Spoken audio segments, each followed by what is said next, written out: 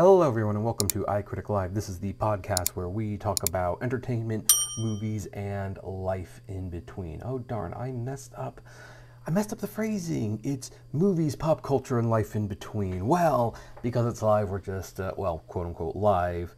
I am not doing a very good job of opening this episode, but that's one of the fun things about podcasts. It's like minimal editing, just a lot of laid back fun. And, this is going to be a quick one anyway. We're not going to spend a whole lot of time here.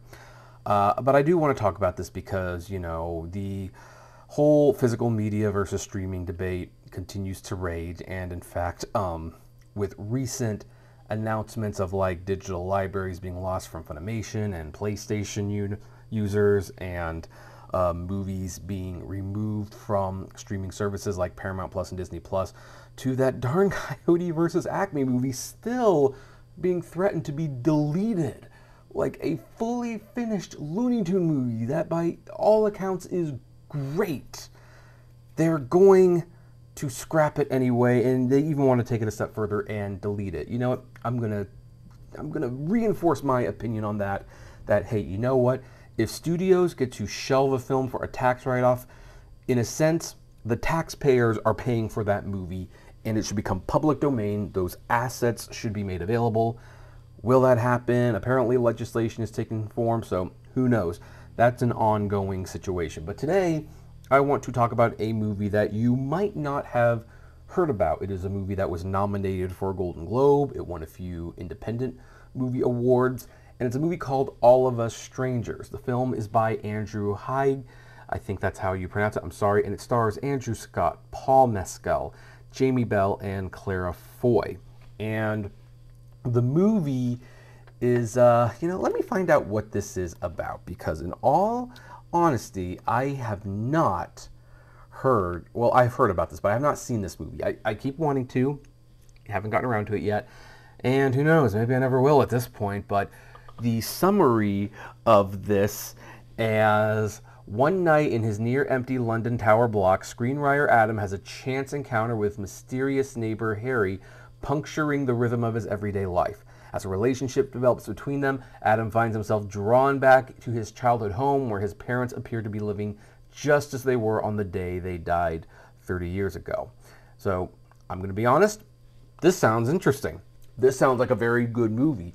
IMDb score is 7.9 out of 10. Rotten Tomatoes is 96%. Metacritic is 90%. Box office, $10.4 million. Not a huge hit. But, on the other hand, it's kind of a small movie. It probably only cost a couple $1 million. That's what independent films are. And, of course, positive LGBTQ plus themes and all that jazz. This just sounds like a really good movie. It really sounds like a really good movie. Well, according to Adam J. Yind, I hope I pronounced his name correctly, if you want to see it, you'll have to stream it, because apparently Disney is not going to be releasing this on physical media. Now, who is Adam J. Yind, who comes with us with this information? Well, according to his X profile, he is friend of animals and some humans. That's a popular one. He's also an actor. And he is a features writer for the Academy Awards, like the Academy Motion Pictures Arts and Sciences. Very impressive. And he sometimes puts older movies on disc in 4K. And he is a 20th Century Fox alumni, who 20th Century Fox used to own Searchlight Pictures. So that's some good context right there. And, he pretty much, he put out a post on X where he said, "This film moves mountains. All of Us Strangers is spellbinding. Sadly, Disney isn't putting the film out on Blu-ray." And this has people upset. It's not the first time that Disney has not released a smaller movie on physical media. Like a couple of years ago, they made a movie called Barbarian. And Barbarian, 2 years later, is still not on physical media. It went straight to stream. I don't know if it went straight to streaming, but it went from theaters to streaming, and it's never left streaming.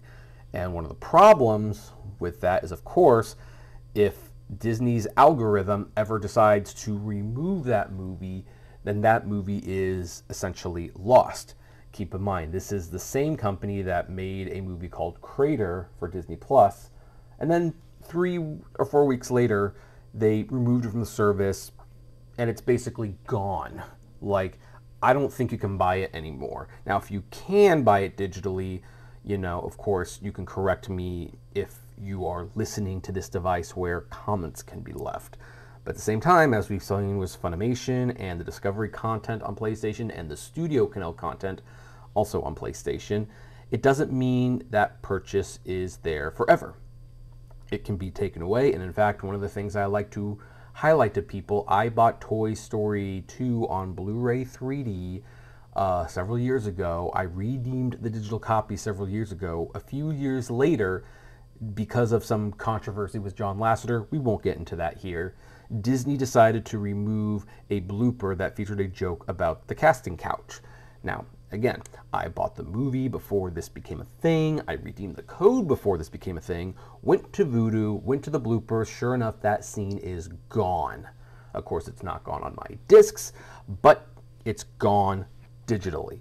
And I didn't have any choice in the matter. So here's what's really scary, is that if All the Strangers is really as good as people say it is, then it should have a physical release to preserve it for future generations.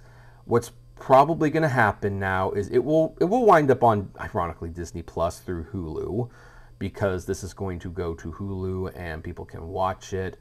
But what if not a lot of people watch it? What if at one point a day comes when this movie is just sitting on a hard drive, just taking up space, and the bean counters at Disney or Hulu, because I think Hulu is still technically operating as its own company even after the acquisition has been completed. What if someone decides, you know what, look, nobody's watching this thing. We need storage space for movies that people will actually watch, so remove it. And then, of course, they remove the movie, but now movie's gone. Doesn't exist anymore. There's no physical media release. And this is also one of the reasons why I'm encouraging my friends who like this movie to buy it. You should definitely buy Poor Things, even though it's only going to be on Blu-ray.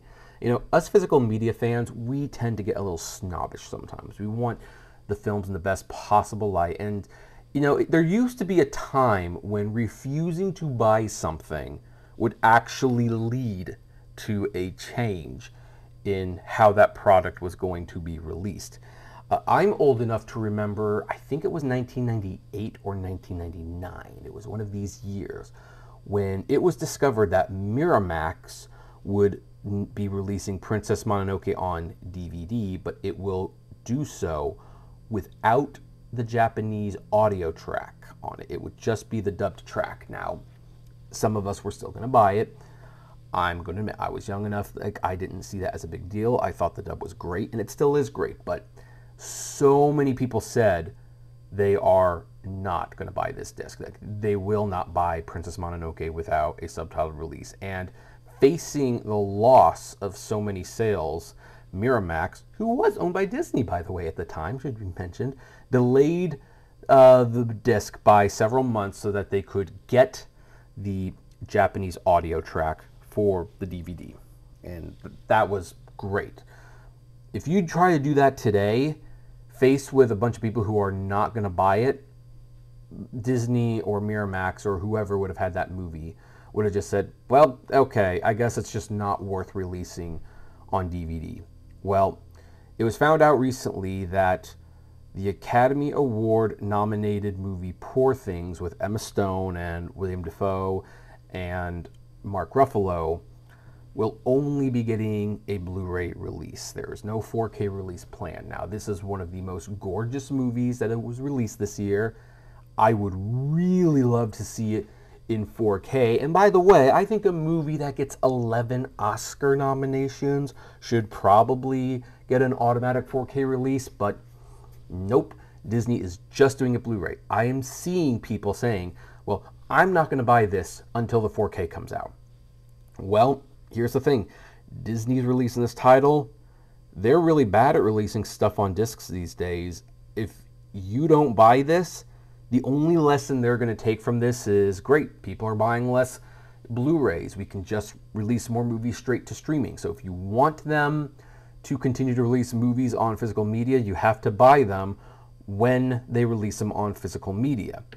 And it's a real shame that all the strangers won't be getting that. Hopefully, if this movie is as good as I hear it is, hopefully maybe Criterion Collection or Arrow or someone will come in to save this movie and preserve it on a physical disc. But don't expect Disney to do it. And this is one of the reasons why, I sometimes buy discs of movies that, maybe they're not my favorite movies, but, I like them just enough that it's like I want to support physical media. Not everyone can do that. I am aware of that. So anyway, that's pretty much where we're going to end this one. Like I said, this was a really short one because I just wanted to express my frustration at Disney continuing to put really good titles that probably should be preserved into jeopardy of being lost forever because they're not releasing the movies on physical media. And when I think about the huge catalog that they have of Fox titles and classic movies that will probably never see the light of day again just because Disney doesn't care, it's really sad. It's really sad. The only good thing about news stories like this is that it is pulling the curtain back on really the false set of goods that streaming sold everyone on. But now we're so addicted to the product, who knows if we can ever actually go back. But anyway, I would like to know, hey, have you seen this movie? If you are listening to this on a service that have comments like YouTube, please let me know. I'd love to hear more about this movie. How'd you see it and all that jazz. And remember, you can subscribe to this podcast if you have not already on Spotify, Apple, Google, Deezer, Amazon, basically any podcast of your choice. And as always, take care of yourself. I'll see you later.